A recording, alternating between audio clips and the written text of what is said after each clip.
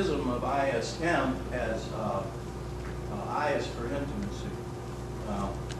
Intimacy is my coming down here and walking around and talking to you person to person and wanting to know how you feel and what you like, what you dislike, caring about you. For instance, if I get on an airliner and I'm tired, the slides are bent over. If I get on an airliner and I'm tired, and as soon as I sit down, one of the crew members comes up and says, "Would you like a glass of wine? If so, what kind? Would you like a beer? Would you like a cocktail? Would you like a hot?" I mean, that's intimacy. That's somebody caring about their customer. That's what we as consumers want to have, and that's what has to happen in your businesses. Some people will call that networking.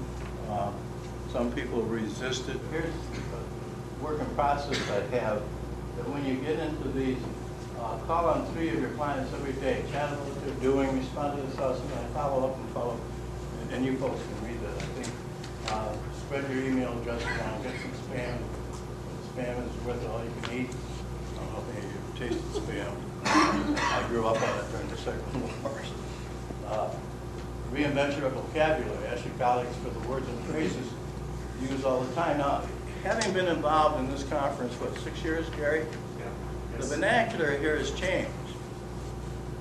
And it's changed 2 ways. By the consumers, the artists that are here, I hear them using more business-friendly terms. There's more tolerance for profit. There's no more tolerance for loss, but there's more tolerance for profit, which is the purpose of that. I hear the tolerance for creating jobs. I hear the tolerance for understanding basically about financial statements.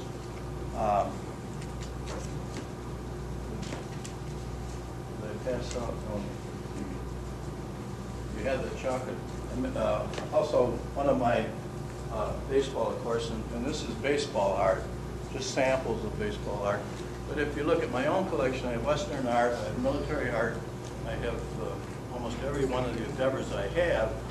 I have art. Unfortunately, I have a daughter who's an artist, so she paints things that I like too. So, but I think that it's the same way with the speakers. Now, I feel that I try to embrace the intangible of the artist, if you will. I like to be a free spirit. I'm not politically correct. I'm independent. Speak my mind. I don't want to compromise ethics. I don't want to do things that I might have to do if I was in publicly held corporate America. And there's a big difference.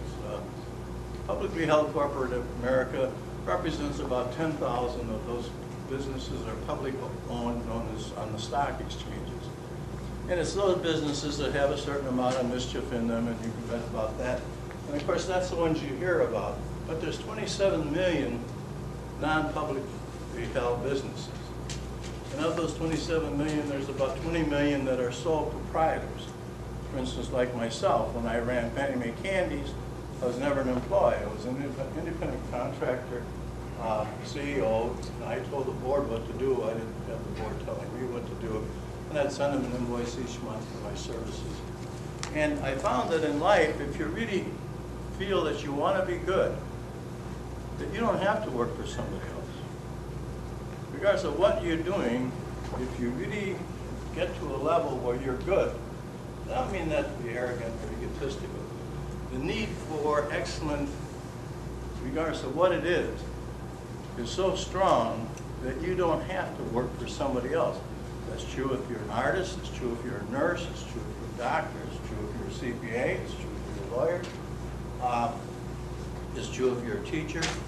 Every profession and trade there is, if you really can meet that standard of those things that make you good, which are, you saw in the earlier chart of what an entrepreneur institution is, you can name your own game. So I see reinventing the vocabulary taking place. For every decision you make, benefits. Visit the client. not focus on your decision for another 10 concentrated minutes and work out a way to change it. And then, have you ever been invited to a client's birthday party? If not, make the invitation your mission. And that's what I used to do. This past birthday, I didn't have a big party. 81, you're really not into parties that much. You can't drink as much. There's no girls jumping out of the cake. And I've been married 60 years, so my wife tolerates a lot of things. So, but I think but the thing is, I used to have 3 or 4 birthday parties every year, particularly on my 50th birthday. I had disguises and everything, so that I wore and humored everybody and drank as much as I wanted, and said anything I wanted. So, but it was a lot of fun at that age. But 81, you're not into all that. So I don't know if you're any wiser. I think you're just tired.